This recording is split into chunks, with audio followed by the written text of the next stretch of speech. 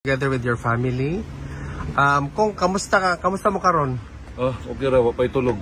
Kay kadlaw namin niabot, no. Kung pangutana sa taong bayan kung kamusta po si Tatay Digong? Karon pagsulod namo, wala pa say pamahaw paniudto. Ano siya, wala daw siya gibaling-baling sa sulod. Natulog na po daw siya. Namayat. Payat siya karon. Mas payat siya tong last time. Madrigo. Kung nahisgutan ba ninyo ang celebration sa Independence Day, does he have anything to say about wala man kay istorya na. Ang iyamang gikastorya kaniman una yung mga apo.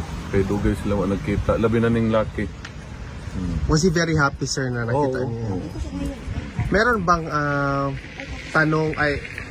mensahe pala ang dating Pangulo, sir, sa mga kababayan natin? Karon ang iyang mensahe nga alagaan daw ang Pilipinas, alagaan ang Pilipino, kay kami, kami mga politiko moagi rami aning kalibutan na importante nga ang Pilipinas matarong during my time.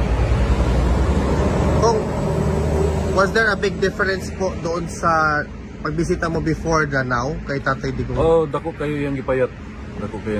Pero okay man siya. Okay mo storya, sige binuang, sige pagkatawa. Okay man. Kung marami pong salamat. Any mensahe po sa mga kababayan natin kung galing sa iyo?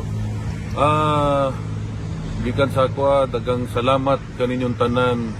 Mohangyo ko ninyo nga padayon ang atong pag-ampo para sa kalusugan ni Presidente Rudy. Dagang salamat.